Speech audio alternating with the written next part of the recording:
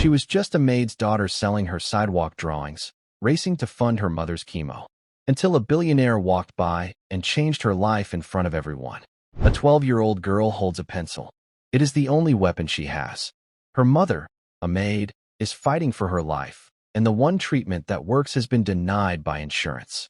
The cost to save her is $70,000, an impossible sum. They don't have anything. As her mother sinks into despair, the girl takes her drawings, a wobbly table, and a handmade sign. She sets up on a busy city sidewalk, facing humiliation and indifference in a desperate, impossible gamble. She is one child against a debt that could swallow them whole, and she has no idea who is about to walk by. And before I forget, I always love knowing where you're all watching from. Leave a comment below. And with that, let's get to the story. She sat on a metal stool, her drawings laid out on a dusty sidewalk. She was not just selling art. She was fighting for her mother's life. And she had no idea that a single man walking by would change everything. The smell hit Emily first. It was the smell of bleach and something else. Something metallic and sad. She sat on a hard plastic chair in the hospital hallway.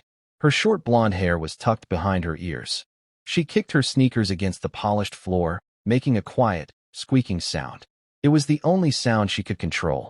Inside the room, her mother, Susan, was talking to the doctor. Emily was not allowed in for this part. Adult talk, her mom had called it, forcing a smile that didn't reach her eyes. Emily hated that smile. It was the bravest, saddest smile in the world. She looked at the walls. They were painted a pale, sick green, the color of vegetables she refused to eat. She wondered if they painted hospitals this color to make people feel calm. It did not work. The door opened. Dr. Evans stepped out. He was a kind man with tired eyes and a gray mustache. He looked at Emily and tried to smile, but his mustache just twitched. Susan walked out behind him. Her face was white. "Emily, honey," Susan said. Her voice was thin, like a thread about to snap. "Is it working?" Emily asked. She stood up too fast. The blood rushed from her head. Dr. Evans cleared his throat. "Susan, maybe we should." "No," Susan said. She put a hand on Emily's shoulder. Her hand was trembling. "She needs to hear it. She's part of this." Dr. Evans sighed. He knelt, which always made Emily uncomfortable. He was a grown-up, and he was trying to look small. "Emily, the new treatment is showing some good signs. The tumors, they are shrinking. Just a little. But it's a good sign." Emily felt a tiny spark of hope. "So it's working. She's getting better." Susan's fingers tightened on her shoulder. "It is working," Dr. Evans said gently. "But it's a very aggressive treatment. And it is very, very expensive. We need to continue it. We cannot stop." "We won't stop," Emily said, looking at her mom. "We'll do it." Susan finally looked at her daughter. Her eyes were bright with tears she refused to let fall. "Dr. Evans," she said, her voice barely a whisper. "Please, tell her." Dr. Evans stood up. He looked tired again. "The insurance company, they have refused to cover this new round. They are calling it experimental. We are appealing, of course. But the appeal process takes weeks. Months, sometimes. We do not have months." Emily's stomach turned cold. "What does that mean?" "What do you mean, refused?" "It means," Susan said, her voice suddenly flat, "that we have to pay for it ourselves. If we want the medicine to continue." "How much?" Emily asked. It was a small, childish question, like asking the price of a candy bar. Dr. Evans looked away. He studied a chart on the wall as if it held a great secret. "The next round of infusions, out of pocket, will be $70,000. Emily just stared. 70,000. She had $3.50 in the piggy bank on her dresser. Her mother was a maid. She cleaned big, empty houses for people who had summer homes. They lived in a small, two-bedroom apartment above a bakery. They did not have $70,000. They did not have $700. "There are options," Dr. Evans was saying. He was talking to her mother now. "Payment plans. Hospital charity. We can look into." "Thank you, doctor," Susan said. She cut him off, but her voice was polite. It was the same voice she used when her boss asked her to scrub the floors again. We will figure it out." "Susan, please," the doctor said. "Be realistic. The financial office." "I said I will figure it out." Susan grabbed Emily's hand. Her palm was cold and damp. She walked them down the long, green hallway. She walked past the nurse's station. She walked past the elevators. She pushed the button for the stairs. They walked down 4 flights of stairs. Their footsteps echoed in the concrete well. Clack, clack, clack. Emily did not say a word. She just held on to her mother's hand. The drive home was worse than the stairs. Their car was a 10-year-old blue sedan. The engine made a rattling sound. Usually, Emily and her mom would sing along to the radio. They would make up silly words to the songs. Today, there was only silence. Susan stared straight ahead. Her hands gripped the steering wheel so hard her knuckles were white. Emily watched the city go by. She saw people walking on the sidewalk. A man in a suit, talking on his phone. A woman laughing, carrying shopping bags. A boy her age, riding a skateboard. They all looked so normal. Their worlds had not just ended. Emily felt a hot, angry tear slide down her cheek. She wiped it away fast. She did not want her mom to see. It was not fair. Her mother was a good person. She worked hard. She never complained. She always helped the elderly neighbor, Mrs. Gable, with her groceries. Why did this happen to her? It's going to be okay, baby, Susan said. Her voice was rough. Emily knew it was a lie. It was the lie grown-ups told when things were so bad. The truth was too heavy to say out loud. How? Emily asked. She hated how small her voice sounded. Where are we going to get that much money? Susan turned the corner onto their street. She pulled into their parking spot behind the building. She turned off the engine. The rattling stopped. The silence was heavy. I don't know, Susan whispered. She finally turned to look at Emily. Her face was a mask of exhaustion. I will sell the car. I will ask my boss for an advance. I will take a second mortgage on nothing. She laughed, but it was a broken sound. We don't own anything. I can quit school, Emily said. I can get a job. I can babysit. Susan's sad face hardened. No, she said it with a final, terrible sharpness. You will never, ever say that again. You are a child. You will go to school. You will get good grades. You will get out of this. You will not be me. I want to be you. Emily cried. You're brave. I'm tired, Susan said. And I'm scared. Now come on. We have to make dinner. Dinner was macaroni and cheese from a box. It tasted like ash. Susan went to her bedroom right after. She closed the door. Emily did not hear crying. She heard nothing. That was worse. Emily sat on the lumpy sofa in their small living room. She looked around. The furniture was old. The rug was faded. But on the mantel, there was one thing that was not old or faded. It was a photograph in a simple silver frame. It was a black and white photo of a young woman. She had a bright, fearless smile. She wore a strange-looking leather cap with goggles. A flight suit was bunched around her waist. She was leaning against the wing of an old airplane. This was Eliza Grant, her great-grandmother. Emily had never met her. She had died long before Emily was born. But her mother told her the stories. Eliza was a firecracker, Susan would say, her eyes distant. She grew up on a farm. They told her girls couldn't fly. This was back in the war. The big one. They needed pilots. They needed them bad. But they still told the women no. Emily knew the rest by heart. She didn't listen. Emily would whisper. She never listened. Susan would answer, smiling. She joined the WASP, the Women Air Force Service pilots. She flew the biggest, baddest planes they had. Bombers. Fighters. She flew them from the factories to the air bases. No guns, no protection. Just her and the sky. She was a hero, Emily. Don't you ever forget it. Our family, we come from strong women. Emily looked at the photo. Eliza's smile seemed to dare the world to stop her.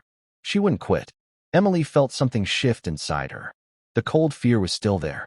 But now, it had something hot next to it. Anger and determination. Her mother was wrong. This was not just her mother's fight. Emily walked to her bedroom. It was tiny. Her desk was crammed in a corner. On it was a stack of paper and a box of pencils.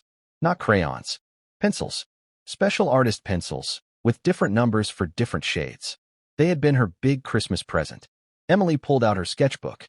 She was not just a C student. She was not just a maid's daughter. She was an artist. Her teacher, Miss Pine, had said so. Emily, your work has life. You see things. She flipped through the pages. A drawing of their cat. Whiskers, so detailed you could almost feel the fur. A drawing of the old oak tree in the park. A portrait of Mrs. Gable, her wrinkles like a map. It was the only thing she was ever really good at. She looked back at the photo of Eliza. She flew planes. I can draw. It was a small, quiet thought. I can draw. And I can sell them. It was a crazy idea. Who would buy drawings from a 12-year-old girl on the street? They told her girls couldn't fly. Emily grabbed a fresh piece of paper. Her hands were shaking, but not from fear. Not anymore.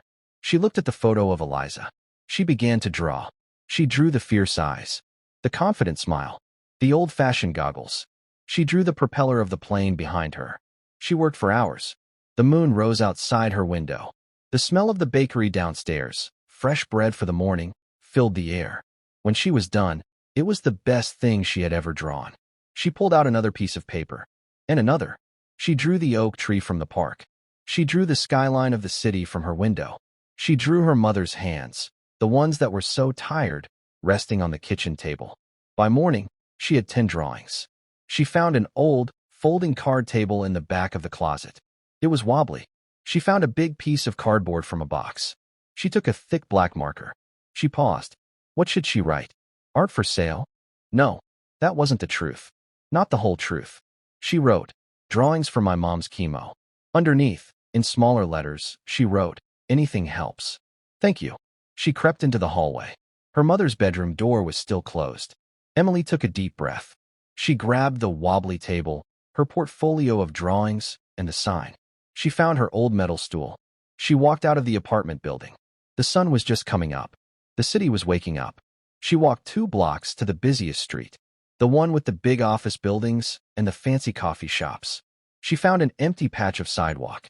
She set up the wobbly table. She carefully laid out her 10 drawings. She propped up her sign. A 12-year-old girl sat on a metal stool, her drawings laid out on a dusty sidewalk. Her heart hammered against her ribs. She felt sick. She felt stupid. Everyone was going to laugh. A man in a suit walked by. He glanced at her sign. He looked away, his pace quickening. A woman with a yoga mat stared at her. She had a look of pity on her face. Emily hated that look. Emily put her hands in her lap. She made them into fists. They told her girls couldn't fly. She did it anyway. Okay, great-grandma. Emily whispered to the air. Here we go. The morning rush was a blur of legs and briefcases. People hurried by, their faces pointed toward the tall glass buildings. They were lost in their own worlds.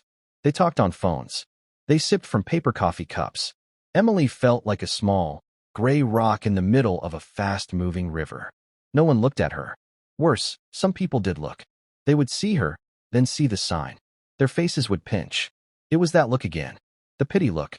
Then they would look away, walking faster. Emily's face burned. She wanted to pack up her wobbly table and run. What was I thinking? This is stupid. I'm just a kid. This is a kid's idea. She looked at her drawing of the oak tree. She had worked so hard on the bark, making it look rough and old. She thought it was good. A man in a sharp, gray suit paused. He was talking loudly into a phone. No, you tell them the margin is non-negotiable. I don't care what they. He glanced down. His eyes scanned her table. He stopped talking. He looked at her sign. Drawings for my mom's chemo. He frowned.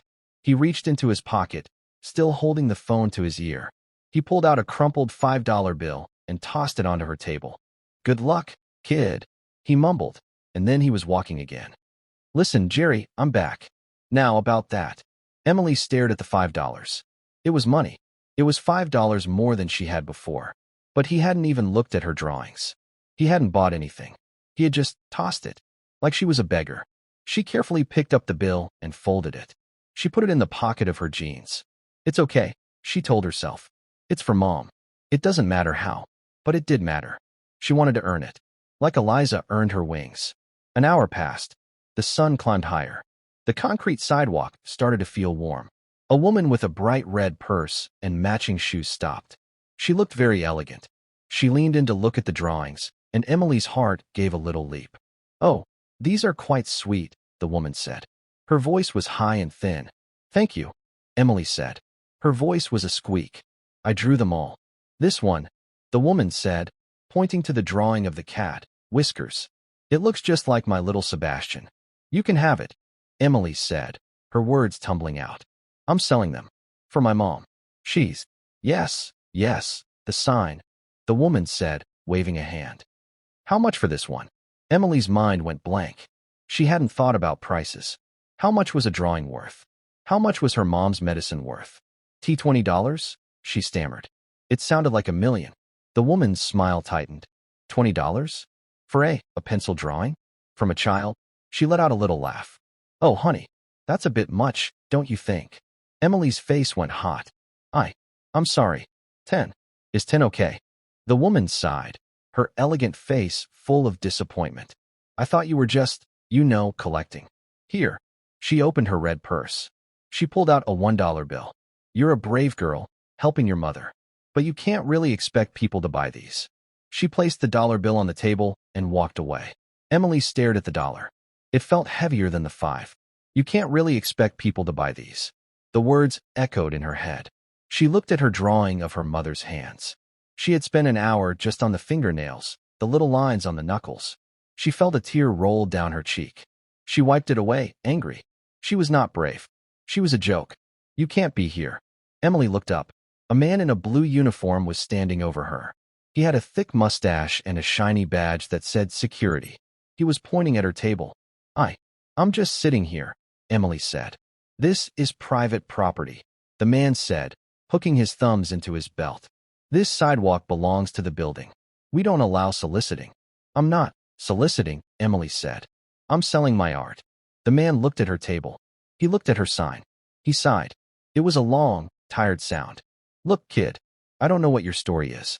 And frankly, I don't care. You're blocking traffic. People are complaining. No, they're not. No one's even. Pack it up, he said. His voice was flat. Or I'll have to take your table. But I can't. I need to. I'm not going to tell you again. Go on. Get out of here. Tears streamed down Emily's face now. She wasn't angry anymore. She was just broken. She nodded. Her throat was too tight to speak. Her hands shook as she gathered her drawings. She was careful not to smudge them. She put them back in her portfolio. She folded the wobbly legs of the card table. She picked up her metal stool. The security guard watched her. He didn't look mean. He just looked bored. Emily turned. She clutched the table to her chest. She had $6 in her pocket. $6. It was a joke. She walked the 2 blocks home. The city seemed louder now. The car seemed angrier. She had failed. When she got to the apartment, the door was unlocked. She pushed it open. The apartment was quiet. Mom. Susan was sitting at the small kitchen table. She was not in her maid uniform. She was still in her bathrobe. Her hair was messy. There was a pile of papers on the table in front of her. Bills. Envelopes with red letters. She looked up when Emily came in. Her eyes were red. Where were you? Susan asked. Her voice was dull. I woke up. You were gone. I called the school. They said you never. Where were you, Emily? Emily couldn't hold it in. She dropped the table. It clattered on the linoleum floor. She ran to her mother and buried her face in her bathrobe. I'm sorry, she sobbed. I was trying to help. I took my drawings. I made a sign. I was trying to sell them. For the medicine. I was trying, Mom, but he made me leave. She cried. She told her everything. The man with the $5. The lady with the $1. The security guard. Susan held her. She just held her daughter's shaking body. She stroked her blonde hair. For a long time, neither of them spoke. Emily's sobs slowly turned into quiet hiccups. Oh, baby, Susan whispered. She kissed the top of Emily's head. My brave, brave girl.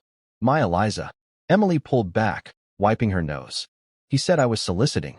The lady said no one would buy them. She said I couldn't expect people to. Susan's face changed. The sadness was still there. But the dull, tired look was gone. Something hard had replaced it. It was the look in Eliza Grant's eyes in the photograph. That woman, Susan said, her voice low and fierce. She's wrong. Your drawings are beautiful. You hear me? They are. They are the most beautiful things in the world. Because they're yours. But I only made $6, Emily whispered. It's not enough. It's nothing. It's not nothing, Susan said. She took Emily's face in her hands. Her palms were warm now. It's $6 you earned.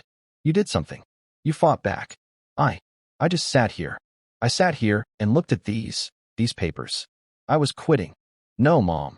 I was, Susan insisted. I was. And then you came in. You went out there all by yourself. You faced them. Just like Eliza. Susan stood up. She walked to the mantel. She picked up the silver-framed photo of her grandmother. They told her she couldn't fly, Susan said, her voice shaking with a new kind of energy. They told her the planes were too big for a little girl. They told her to go home and knit socks for the soldiers. You know what she did?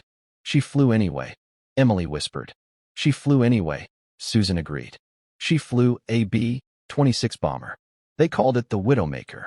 Men were afraid of that plane, and my grandmother flew it across the country. And she didn't quit. Susan put the photo back. She turned to Emily.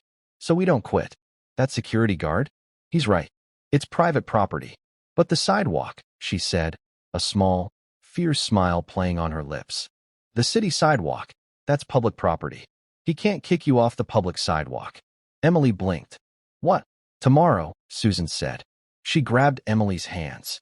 We're going back. But not to that spot. We're going to the park. By the big fountain. There's no building. No private security. Just people. But what if they're mean again? Then they're mean, Susan said. We don't care about them. We're fighting for us. You and me. We're Eliza's girls. Right. Emily looked at her mom. She wasn't pale anymore. Her eyes were shining. Emily nodded. A small smile, a real one, touched her own lips. Right. Eliza's girls. Good. Now, Susan said, letting go of her hands. Let's count that $6. And then, I want you to show me every single one of those drawings. And I want you to tell me the price for each. $20? Emily asked shyly. Susan laughed. It was a real laugh. It was the most beautiful sound in the world. Honey, she said, for your work? We're starting at 50. The next morning felt different. The sun was bright, not harsh. The air from the bakery downstairs smelled like sweet rolls, not just bread. Emily and Susan carried the wobbly table and the metal stool together. Susan also carried a folded beach blanket and a small cooler with 2 bottles of water. She was wearing jeans and her favorite yellow sweater. She looked like a mom, not a patient. They walked to the public park, 4 blocks away. It was already busy. Joggers ran on the paths. An old man sat on a bench, feeding pigeons. Near the big central fountain, a man was playing a guitar. Here, Susan said, pointing, right by the main path, where everyone can see. They set up the table on the grass, just off the sidewalk. Susan spread the beach blanket next to it. Okay, Susan said. She pulled a new sign from her bag. She had made it last night. She had used Emily's good paper and her black marker. The letters were big and clear. Original artwork. All proceeds from Mother's medical bills. Underneath, in smaller, neat letters, she wrote, "Thank you for supporting our family." It looked professional. It looked strong. What about the chemo part? Emily asked. This says everything it needs to, Susan said. We are not begging. We are offering something valuable for sale. Right, right, Emily said, her shoulders straightening. Susan sat on the blanket. Emily sat on her stool. You're the artist, Susan said, her voice quiet and steady. If people ask questions about the drawings, you answer. You tell them what you were thinking. I'll handle the money. Emily nodded. She arranged her drawings. The 10 from yesterday, plus 2 new ones she had stayed up late to finish. One was of the fountain. The other was a small, simple drawing of her mother's face. She put that one in the very back. It felt too personal. For the first 20 minutes, no one stopped. But it was different from yesterday. No one looked at them with pity. They just glanced, saw art for sale, and walked on. It was normal. Then, an older couple, walking hand in hand, slowed down. Oh my, the woman said. She had kind, crinkled eyes. She pointed at the drawing of Whiskers, the cat. George, look. He looks just like Muffin, when he was a kitten. He does, at that, the man George said. Emily's heart did its little leap. That's my cat, Whiskers, Emily said. He likes to sleep in the sun. It's just lovely, the woman said. She looked at the sign. Her smile softened. How much are you asking for this one, dear? Emily looked at Susan. Susan smiled. That one is $50. The woman didn't laugh. She didn't look disappointed. She just nodded. She opened her purse. It's a beautiful drawing. You have a real gift, young lady. George handed Susan 2 $20 bills and 1 $10. Thank you, Emily said. She felt dizzy. Thank you so much. You keep fighting, the woman said softly, touching Emily's arm. She took the drawing carefully. You both keep fighting. When they left, Emily looked at the $50 in her mother's hand. Mom, she whispered. See, Susan said, her voice thick. She folded the money and put it in a metal box she had brought. One down. The day went on. A college student bought the drawing of the oak tree for $30. It'll look great over my desk, he said. A young woman in jogging clothes stopped. She looked at the drawing of the skyline. I run here every morning. This is exactly what it looks like. This is, wow. She bought it for $50. By lunchtime, they had sold 4 drawings. They had $180. It was more money than Emily had ever seen in one place. It was a miracle. She and Susan ate the sandwiches they had packed. They drank their water. We're doing it, Mom, Emily said. She felt like she could fly. We're doing it, Susan said, smiling. But Emily saw her look at the money in the box. She saw her mother's eyes do the math. $180. They needed $70,000. Emily's joy faded. It was like the sun going behind a cloud. This was not enough. It would never be enough. They would have to sit here every day, for all of her life, to get that much money. Susan saw the look on her face. Hey, she said, nudging her. We don't quit. We just sold 4 drawings. That's a victory. It's not enough, Emily whispered. It's a start, Susan said fiercely. We start. We keep starting. We do not stop. Emily took a deep breath. She nodded. She looked back at the table. She watched the people walk by. The park was quieter now, in the middle of the day. The guitar player had packed up. A man was walking slowly on the path. He was older, maybe as old as her grandfather would have been. He had thick, white hair and a kind, lived-in face. He wore simple tan pants and a plain blue shirt. He looked nice. He looked normal. He was not on the phone. He was not rushing. He was just walking. He stopped near their table. He didn't look at Emily or Susan. He looked at the drawings. Emily held her breath. He looked at each one. His hands were clasped behind his back. He leaned in to see the details on the fountain. He looked at the portrait of Mrs. Gable, the neighbor. Then, his eyes settled on the drawing in the center. The drawing of Eliza Grant. He stared at it for a long time. So long that Emily started to feel nervous. He pointed a finger at it. The finger was tan, with a simple gold wedding band. Who is this? He asked. His voice was quiet, but it was deep. It was a voice that people listened to. Emily's mouth was dry. That's my great-grandmother, she said. The man turned his head. He looked at Emily for the first time. His eyes were a very clear, sharp blue. They were not tired eyes. They were interested. Your great-grandmother? He said. She was a pilot? Yes, sir, Emily said. She felt a little braver. She was a wasp. During the war. Her name was Eliza Grant. The man's eyebrows went up. A wasp, he said, more to himself than to her. He looked back at the drawing. You drew this? Yes, sir. From an old photo we have. It's very good, he said. He said it simply. Not like the woman yesterday, sweet. Or the couple today, lovely. He said it like it was a fact. Like saying the sky is blue. You captured her, spirit, the man said. That's hard to do. That's not just copying. That's seeing. He looked at the sign. All proceeds for mother's medical bills. He looked at Susan, sitting on the blanket. Susan met his gaze. She did not look away. She did not look sick. She just looked proud. The man looked back at Emily. My name is David, he said, and I would like to buy this drawing. Okay, Emily said. Her heart was beating fast. That one is $50. $50, David repeated. He nodded slowly. I see. He reached into his pocket. He did not pull out a wallet. He pulled out a checkbook. Emily's eyes went wide. A checkbook. Susan stood up. She walked to the table. Sir, I'm not sure we can take a check. David paused. He looked at Susan. It's a good check, I assure you. It's not that, Susan said, blushing. It's just for a bank. I understand, he said. He smiled. It was a small, kind smile. My apologies. He tucked the checkbook back in. It seems I don't have that much cash on me.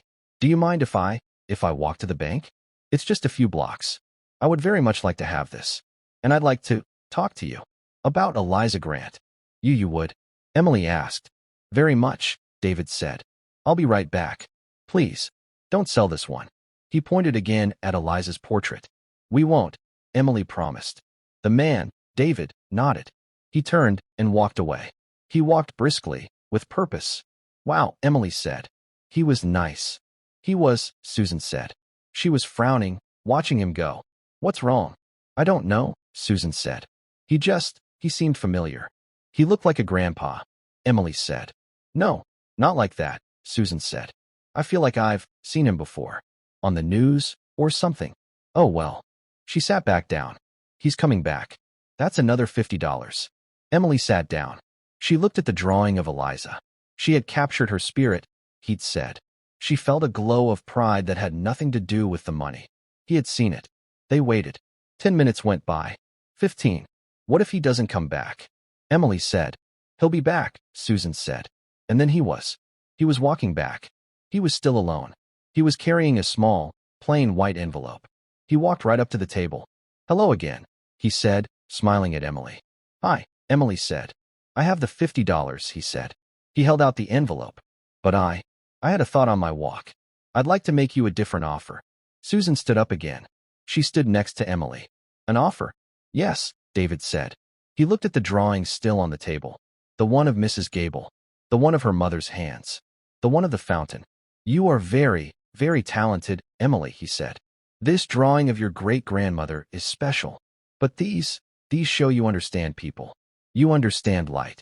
He looked at Susan. You have the sign. For medical bills. It's for you, I take it. Susan lifted her chin. Yes. I'm sick. I need a treatment. The insurance won't pay. David nodded. He had not asked. But she had told him. I thought so, he said. It's a terrible thing. A terrible, common thing. He held up the envelope. In this envelope is $500. Emily gasped. It's for the drawing, David said quickly. For the one of Eliza. I believe it's worth that. Susan's hand went to her mouth. Sir? We can't. That's too much. No, David said. His voice was gentle, but firm. It is not. It is what I am offering. But I'd like to add a condition. Emily's stomach dropped. A condition? What condition? Susan asked. Her voice was suspicious. David looked at the drawing of Susan's face. The one Emily had hidden in the back. I'd like to commission a new piece, David said. I'd like you to draw a portrait. Of your mother. Emily stared at him. Of my mom. Yes. A new one. One where she is not sitting on a blanket in a park, worried about money. One where she is. Where she looks like the mother of a great artist.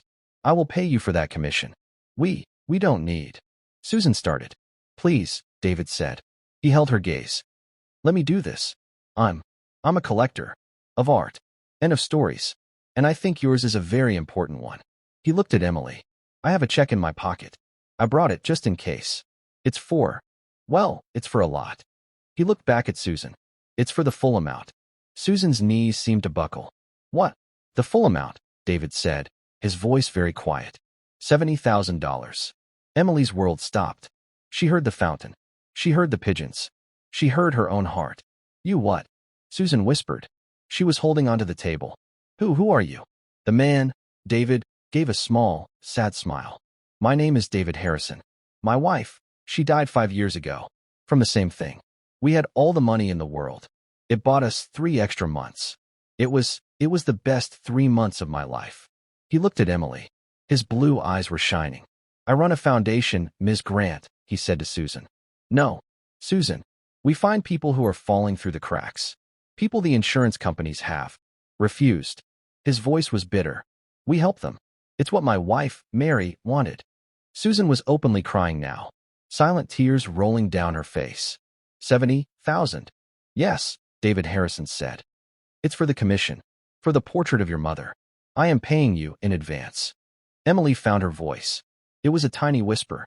But, a drawing isn't worth that much. Mr. Harrison knelt. He was a grown-up, kneeling, but it didn't feel wrong. He was not trying to be small. He was trying to be close. Emily, he said, your talent is worth that. Your mother's life is worth that. And the look in your great-grandmother's eyes, the one you captured, that is worth everything. He stood up. He pulled the checkbook out again. He opened it on her wobbly table. He took out a pen. This is not charity, he said, as he started to write. This is a contract. You will draw me that portrait. And your mother, she will get her medicine. He tore the check from the book. He folded it. He placed it in Susan's hand. Susan stared at it. She couldn't speak. And, Mr. Harrison said, I am still taking this one. He handed Emily the white envelope. The $500. For Eliza. That's for you. Not for the bills. He carefully picked up the drawing of the wasp pilot. You too. You are Eliza's girls, he said. Susan looked up, her face a mask of disbelief. How did you? You told me, he smiled.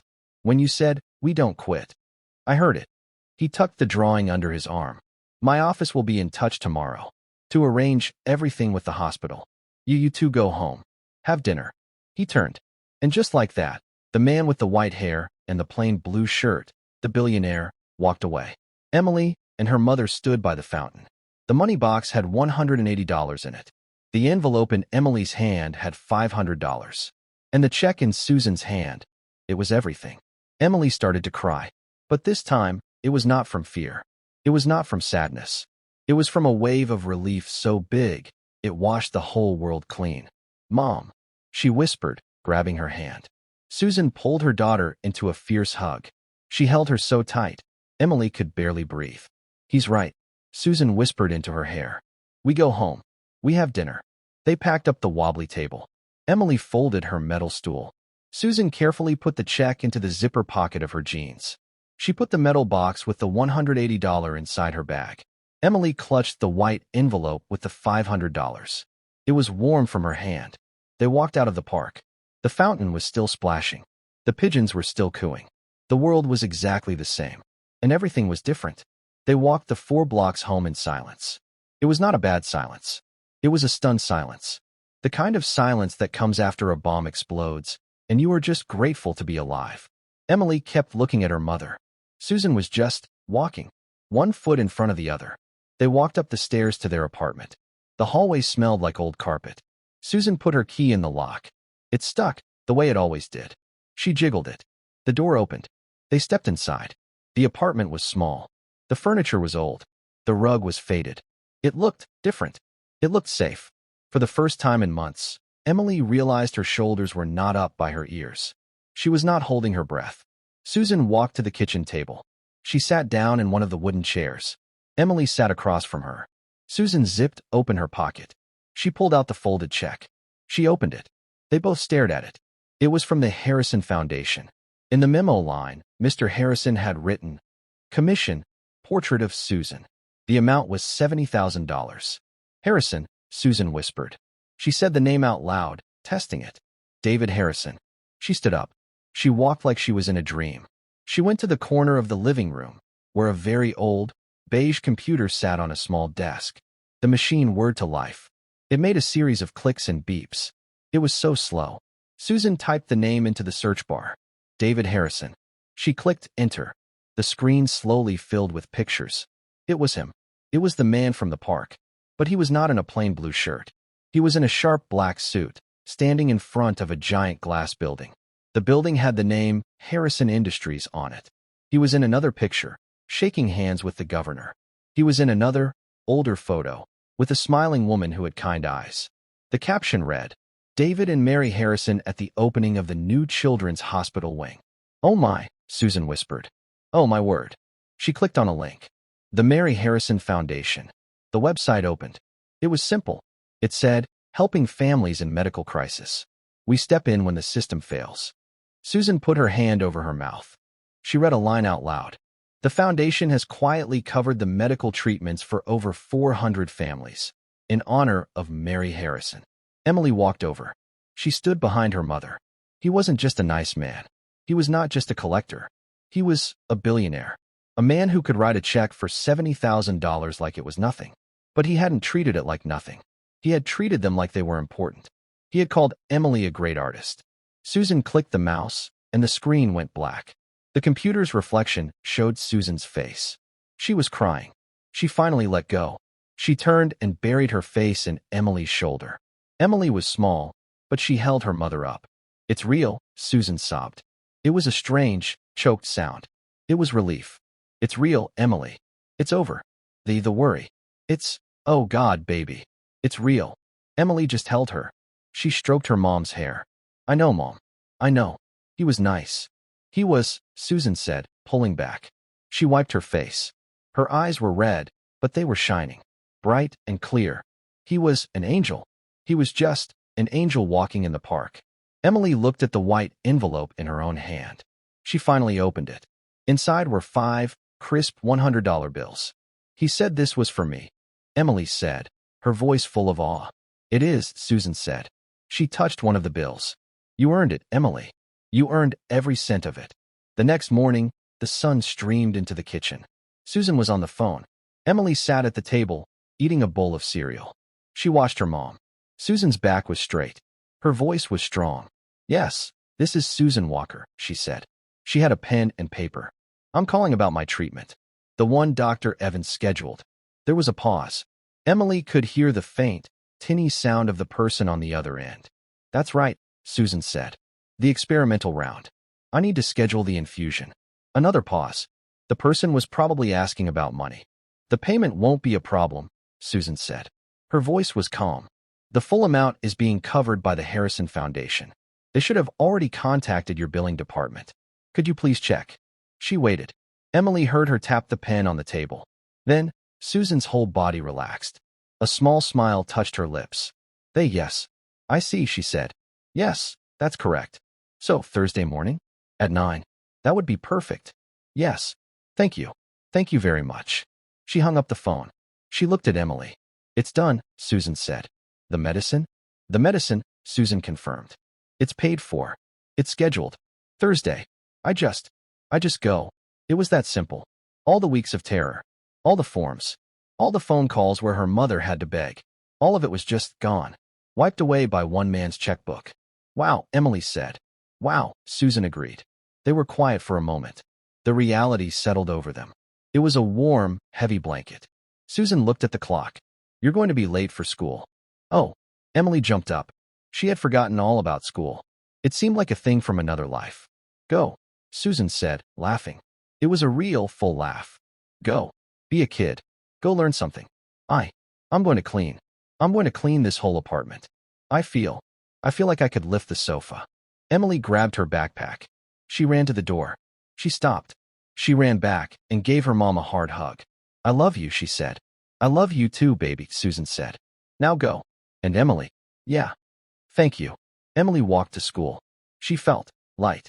The buildings seemed brighter. The cracks in the sidewalk were not traps. They were just lines. She saw the security guard, the one who had kicked her out. He was standing in front of his glass building. Emily looked at him. He didn't even see her. She just walked past him. She wasn't scared of him. She wasn't angry. He was just a man in a blue uniform. He was just part of the world. She had $500 in a box under her bed. And her mom was going to be okay. She had won. That afternoon, Emily came home and the apartment was spotless. The old furniture was dusted. The windows were clean. Music was playing from the little radio on the counter. Susan was humming. She was cooking. Real food. Chicken and potatoes. Hey, honey, she said. How was school? It was boring, Emily said.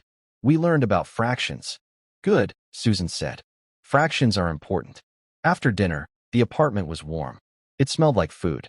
Emily cleared the kitchen table. She pulled out her sketchbook. She pulled out her box of pencils. She picked the best, thickest piece of paper she owned. Mom, she said. Susan was washing dishes. Can you come sit? I have a job to do. Susan turned. She saw the paper. She saw the pencils. Her face softened. The commission, she said. The commission, Emily agreed. Susan dried her hands. She came to the table. Where do you want me? Just sit, Emily said. In the chair. By the window. The light is good. Susan sat. She put her hands in her lap. She looked a little nervous. What do I do? Should I smile? No, Emily said. She studied her mother's face. She was still thin. The chemo had done that. Her hair was still thin, too. There were tired lines around her eyes. But the fear was gone. The desperation. The tightness around her mouth. It was gone. She just looked like Mom. Just look at me, Emily said softly. Emily put her pencil to the paper. She didn't start with the eyes. She started with the shape of her face. The strong line of her jaw. It was a jaw Emily had seen set in determination. She drew her hair. Not every strand, but the way the light hit it. She drew her shoulders. They were not slumped in defeat. They were relaxed. She worked for hours. Susan sat. She did not complain. She just watched her daughter. Emily drew. She was not thinking about money. She was not thinking about medicine. She was thinking about the way her mother's left eyebrow arched just a little higher than the right. She was thinking about the small scar on her chin from when she fell off a bike as a kid. She was thinking about how her mother's hands, the ones that had scrubbed so many floors, were finally resting. When she finished the face, she looked up. Okay, she whispered. I think I'm done. For tonight. Susan stood up. She stretched. Can I see? Emily was nervous. This was different from the park. This was important. She turned the sketchbook around. Susan looked at it. She didn't say anything for a long time. She just looked. Oh, Emily, she finally said. Her voice was thick. Is it okay? It's... Susan reached out. She gently touched the paper. This is how you see me. It's how you are, Emily said. In the drawing, Susan looked beautiful. Not like a movie star, but like a queen. A quiet, strong queen. She looked like the mother of a great artist. She looked like Eliza Grant's granddaughter. Susan was crying again. But these were quiet, happy tears. Mr. Harrison is going to love it, Susan said. I have to send it to him, Emily said. His office called. They left a message. They gave us an address. For the artwork. We'll mail it tomorrow, Susan said. We'll mail it on our way to the hospital. On our way from the hospital, Emily corrected her. You're going to be tired. Susan smiled. Okay, on our way from. She looked at the drawing one more time. He's right, she said. You have a gift, Emily Walker. The chemo was hard. There was no changing that. Emily sat in the big, comfortable chair in the infusion room. The hospital had a special room for this, funded by a donation. It had soft lighting and warm blankets. It was not the green hallway. Susan sat in the chair next to her, a thin tube running into her arm. The medicine dripped, slow and steady. Emily was allowed in this time. She held her mom's hand, the one that wasn't attached to the fore. It was still scary. The chemicals were poison. They were poison to kill the other poison. But the other fear was gone. The cold, sharp fear of the cost. They didn't have to whisper. They didn't have to look at the clock, wondering how much this hour was costing. They didn't have to dread the mail, or the phone, or the forms. All they had to do was sit here. All they had to do was fight the sickness. You doing okay? Emily whispered. Susan's eyes were closed. She squeezed Emily's hand. I'm okay, baby. I'm just tired. But it's a good tired. It's a working tired. Emily knew what she meant. The medicine was working. They could feel it. She had brought her sketchbook. While her mother dozed, Emily drew. She drew the nurse, a kind woman named Mary Beth. She drew the fore stand, trying to make the bag of medicine look like a strange, glowing lantern. She was drawing, not to sell, not to survive. She was just drawing, because she was an artist. Weeks turned into a month. Then two. The seasons changed. The leaves in the park turned red and gold. Susan's hair started to fall out. Emily helped her shave it. They had cried. But then Susan had put on a bright yellow scarf. How do I look? She'd asked. You look like a warrior, Emily had said. And she did. The chemo was working. Dr. Evans had shown them the scans. The tumors were shrinking. They were disappearing. The word he used was remission. It was the most beautiful word Emily had ever heard. Susan was still tired. But she was laughing again. She was cooking dinner every night. She had even gone back to work, just 2 days a week. I was bored, she'd said. But Emily knew it was because she needed to feel normal. Emily was back at school. She was getting A's in art. She was getting B's in fractions. The $500 was still in the box under her bed. She hadn't spent a single dollar. It felt sacred. The portrait of her mother had been mailed. They had received a polite, formal email from the Harrison Foundation. We have received the artwork. Thank you. Mr. Harrison is very pleased. It felt finished. Then, one Tuesday, a thick, creamy envelope came in the mail. It was not a bill. It was from the Harrison Foundation. Susan opened it. Her hands were steady. Inside was a letter, and a large, glossy magazine. It was the Foundation's annual report. Susan read the letter out loud. Dear Ms. Walker and Ms. Walker, we are preparing for our annual Mary's Light fundraising gala. We would like to formally request that Emily's portrait of you, Susan, be the centerpiece of our art auction. Emily's heart stopped. They want to auction my drawing? Wait, Susan said, her eyes scanning the page. There's more. Mr. Harrison feels the portrait is too personal to sell. Instead, he has requested that Emily create a new series. 5 drawings. Of the people in the hospital, the patients, the nurses, the families. He wants to show our donors the people we are fighting for. The foundation will, of course, pay for this commission. We are prepared to offer $10,000 for the series. Emily sat down on the floor. Her legs wouldn't work. $10,000 for her drawings. She looked at the magazine. She flipped it open. There, on page 5, was her drawing. The portrait of her mother. It took up the whole page. Underneath it, in small, elegant type, it read, Susan W. In remission. Portrait by her daughter, Emily, age 12. They put me in a magazine, Emily whispered. Susan knelt on the floor. She didn't say anything. She just hugged her daughter. A week later, a package arrived. It was not from the foundation. It was from David Harrison.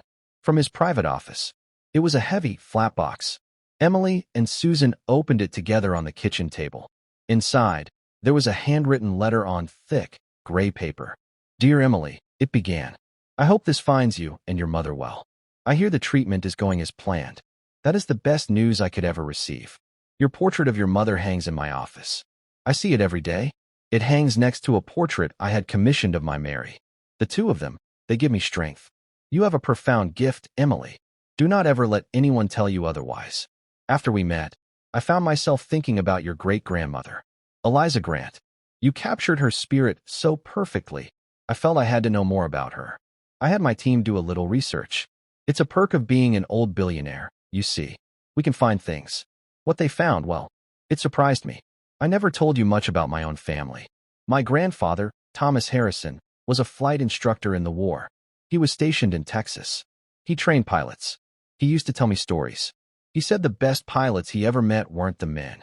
They were the women. The wasps. He said they had a fire the men lacked. He said one, in particular, a young woman from a farm, was the most natural pilot he had ever seen. He said she flew that Widowmaker B-26 like it was a part of her. He died when I was your age. But he left me his old flight logs. Emily looked at her mother. Susan's hand was at her throat. Mom, keep reading, Susan whispered. Emily looked back at the box. Under the letter was another object. It was an old, leather-bound book. A logbook. And next to it was a small, framed photograph. It was a black-and-white photo of 6 people. 3 young women in flight suits, and 3 male instructors. They were all smiling, squinting in the sun. On the far right was a young woman, her smile bright and fearless. It was Eliza Grant, and the man next to her, his arm draped casually over the propeller of a plane. He looks like Mr. Harrison, Emily breathed. He had the same kind eyes, the same set of his mouth. Emily's hands were shaking. She opened the old logbook. The pages were yellow. The ink was faded. It was filled with dates and plane numbers and signatures. Mr. Harrison had tucked a small piece of paper to mark a page. Emily turned to it. It was a page from 1944. Her eyes scanned the entries. Date, April 16, 1944. Aircraft, B-26 Marauder. Flight time, 2.5 hours. Student pilot. The name was written in careful, clear script. Eliza Grant. Instructor. The signature was a confident, strong loop. Thomas F. Harrison. In the remarks column, Instructor Harrison had written one word. Flawless. Emily looked up. The world seemed to tilt. Her mother was crying. Quietly. It hadn't been an accident. It wasn't a random billionaire. It wasn't just a lucky day. When David Harrison had stopped, he hadn't just seen a drawing of a pilot. He had seen a piece of his own history. He had seen a name that his grandfather had spoken of with respect. He had seen a connection. A debt. Emily read the last part of the letter. It seems, Emily, our families were meant to help each other. My grandfather helped your great-grandmother learn to fly. And you helped me remember what his stories were all about. It's not about the money. It's not about the planes. It's about showing up when you're needed. Keep drawing. The world needs to see what you see. Your friend, David. Emily closed the letter. She looked at the photograph of the 2 families, standing together on a dusty airfield, decades before she was born. She looked at her mother, who was smiling through her tears. Susan was healthy. She was here. And she looked at the new commission request, the one for $10,000, sitting on her kitchen table. She was not just a maid's daughter. She was not just a girl on a sidewalk. She was the granddaughter of a woman who flew bombers. She was the friend of a man who saved her family. Emily Walker picked up a fresh piece of paper. She took a sharp pencil from her box. She had work to do. And with Emily starting her new drawing, that's where our story ends. I hope watching her fight, seeing her small act of courage turn into something so life-changing, gave you a moment to pause. What were you doing while you watched?